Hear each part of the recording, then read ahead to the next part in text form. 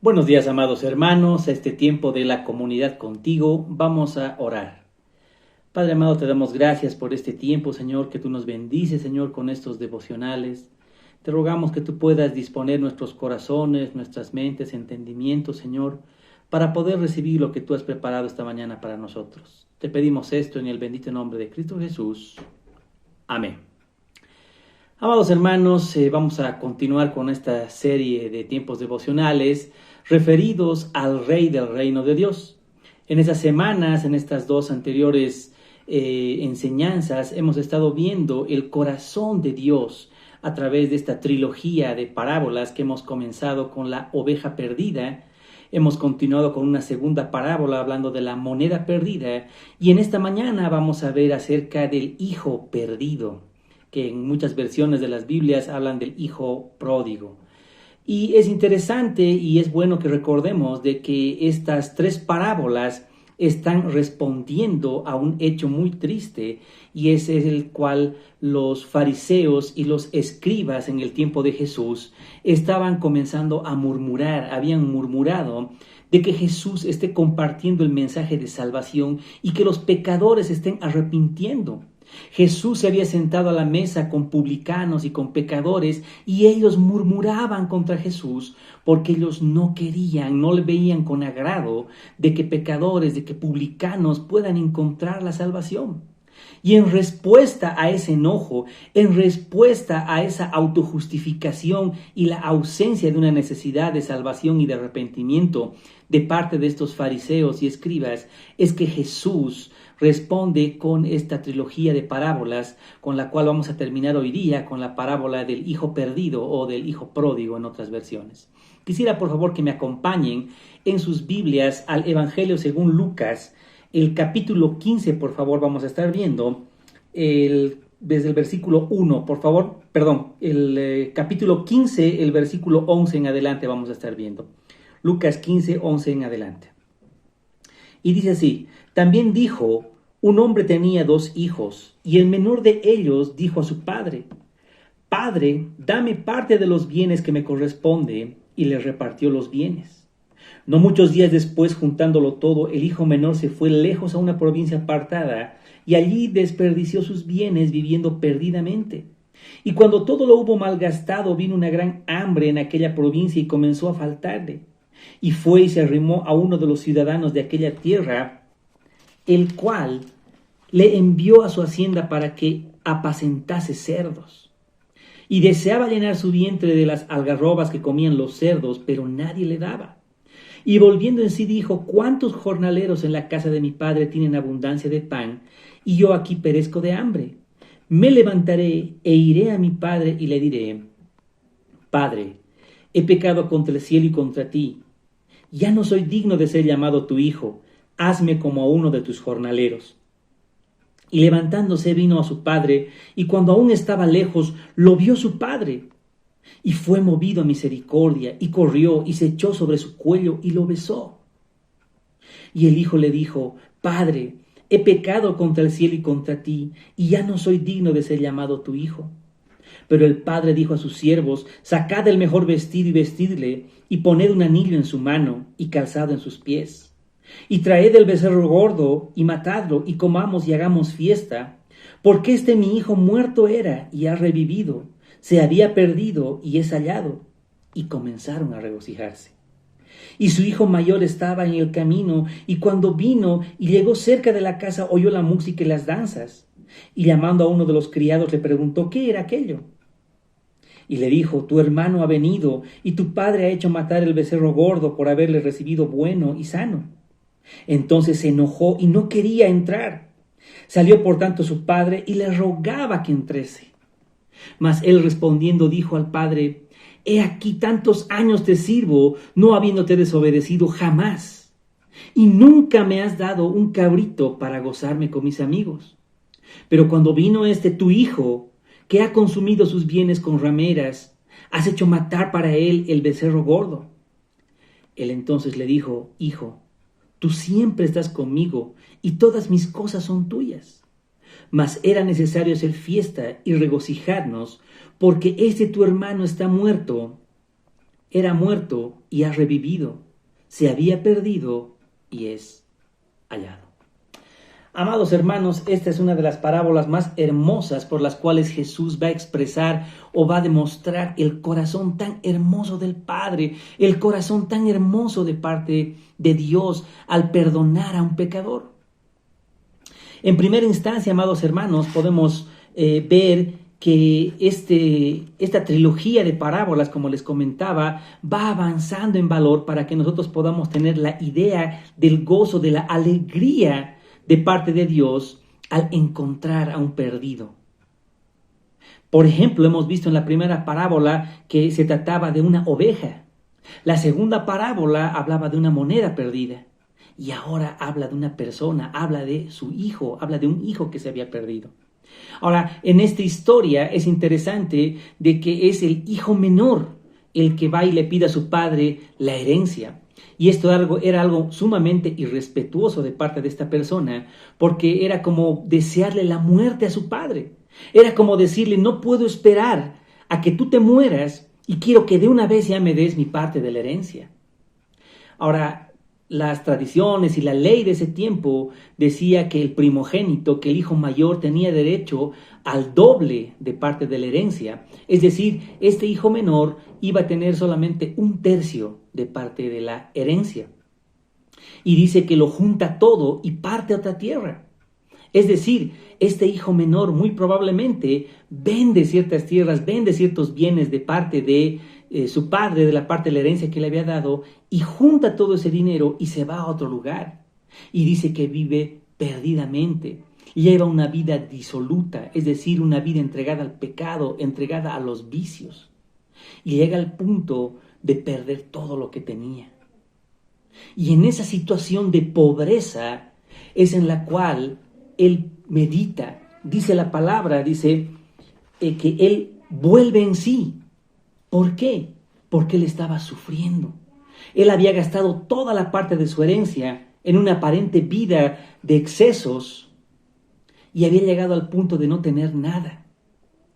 Había llegado al punto de acudir a un trabajo, al trabajo más indigno en la mente de un judío. Recordemos que los cerdos eran animales inmundos para el pueblo judío, para el pueblo hebreo. Imagínense trabajar en un lugar donde crían cerdos. Imagínense tener contacto, darles de comida a los cerdos. Era un trabajo por demás indigno, inimaginablemente más indigno para un judío.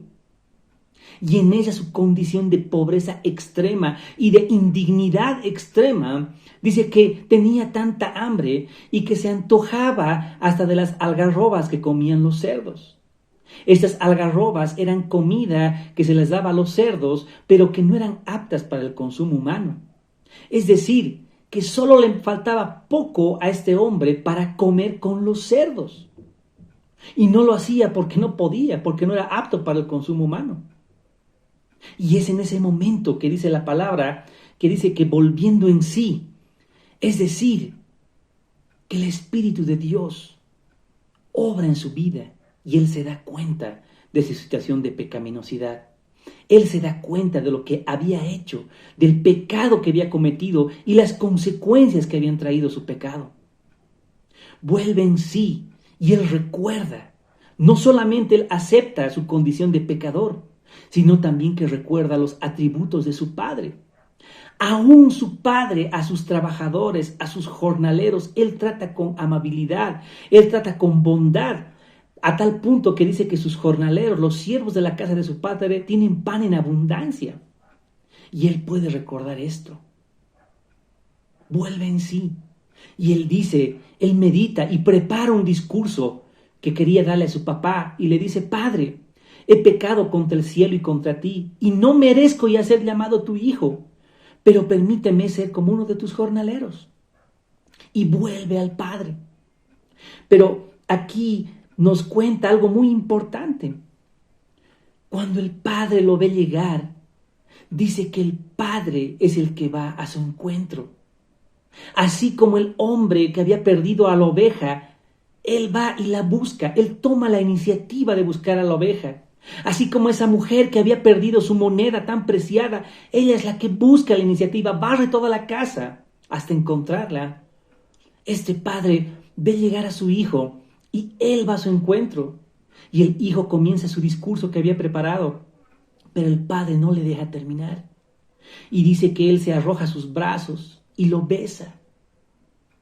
Y ahí vemos el corazón de nuestro Padre.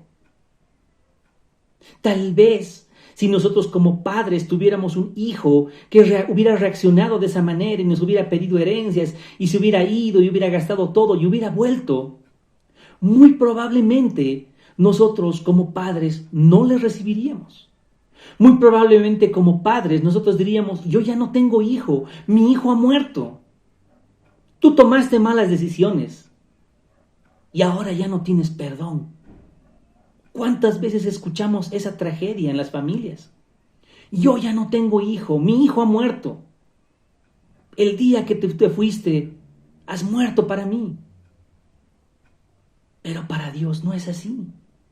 Esta parábola nos muestra el corazón del Padre, ese corazón misericordioso, ese atributo de Dios, de no solamente perdonarnos, sino además de encontrar gozo, de alegrarse en extremo cuando un pecador se arrepiente de sus pecados. Pero esta alegría se expresa a través de la entrega de presentes, de obsequios de parte de su padre que tenían un gran valor simbólico. Dice la palabra que le entrega, por ejemplo, una nueva vestidura, un nuevo vestido. Esto representa o significaba en esa época que solamente a los huéspedes de mayor honor les daban estos vestidos. Dice que le da un anillo y esto simboliza la restauración de su autoridad dentro de su casa, como su hijo. Y además le da, dice, zapatos, le da sandalias. En ese tiempo muchos esclavos, la mayoría de los esclavos no tenía zapatos. Ve a su hijo y no tiene zapatos. De alguna manera había estado viviendo como esclavo. Pero su padre no lo reprocha, le pone el calzado, lo restituye como hijo, no lo trata como esclavo. Y además manda a buscar el becerro gordo para hacer una fiesta. Porque el becerro gordo, el becerro engordado, era reservado exclusivamente para situaciones especiales, era reservado solamente para situaciones de fiesta, de gran gozo. Y esto es algo muy hermoso, hermanos. Pero aquí no acaba la parábola, porque dice que al escuchar la algarabía y todas las voces y todo lo que expresaba la alegría en ese momento, lejos de la casa en el campo dice que estaba el hermano mayor y pregunta lo que estaba pasando. Y al enterar de que su hermano menor había vuelto, lejos de llenarse de alegría, se enoja y no quiere entrar. Y dice el texto bíblico que su padre le rogaba, ¿se imaginan? Le rogaba que entre. Y su padre tiene que dejar su casa por segunda vez. Y él tiene que ir al campo a hablar con su hijo mayor esta vez. Y su hijo mayor le recrimina. Ahora, el hijo mayor o la actitud de hijo mayor hace referencia justamente a la respuesta que Jesús estaba dando a los fariseos y a los escribas. ¿Cómo era posible que ellos tenían la ley de Dios? ¿Cómo era posible que ellos conocían el carácter y los atributos de Dios? Pero no se podían alegrar de que sus hermanos, de que sus compatriotas, pecadores, publicanos, se arrepientan, que escuchen el mensaje de salvación. Y al igual que el hijo mayor, ellos tenían una percepción equivocada de sí mismos. Ellos se autojustificaban. Fíjense cómo el hijo mayor le dice, yo nunca, siempre he estado a tu lado, nunca te he fallado. Era algo muy improbable, pero él tenía esa falsa autopercepción de que nunca había fallado, de que nunca había pecado con su padre. Y además les recrimina las bendiciones. Le dice, tú nunca, se imaginan ese absoluto, tú nunca has matado un becerro gordo para mí. La respuesta del padre es clara. Todo lo que tengo es tuyo. La herencia ya había sido repartida. Pero al igual que los fariseos y los escribas de ese tiempo, Ellos tenían la ley de Dios, ellos tenían la idea de la salvación, pero no la vivían, no la habían hecho suya. Y por eso expresa su amargura, el rencor, el desprecio, el enojo, porque su hermano haya vuelto. Su padre le tiene que aclarar, le dice, tu hermano estaba muerto, tu hermano estaba perdido y ha vuelto. Y por eso hacemos fiesta, y por eso celebramos. Ahora, en esta parábola podemos encontrar tal vez varias enseñanzas. Por ejemplo, podemos ver el corazón arrepentido de parte del hijo perdido, del hijo pródigo. Podemos ver la dureza del hijo mayor. Podemos ver cómo no se alegra, ese egoísmo de no alegrarse de parte de la salvación, de que había sido encontrado, de que había vuelto su hermano menor, así como los fariseos con sus compatriotas. Pero recordemos que el mensaje principal, la idea principal no se centraba en ninguno de los dos hijos, se centraba en el corazón del Padre. El Padre es el que se goza, el Padre es el que va al encuentro, que lo abraza, se tira a su cuello y le da besos, y le da una túnica nueva y un anillo y sandalias. Porque ese es el corazón del Rey, del reino de Dios, que toma la iniciativa, que perdona y que se goza cuando un pecador se arrepiente. Amados hermanos, si esta mañana no has entregado tu vida todavía al Señor, te animo a que medites respecto a ese atributo tan hermoso de Dios.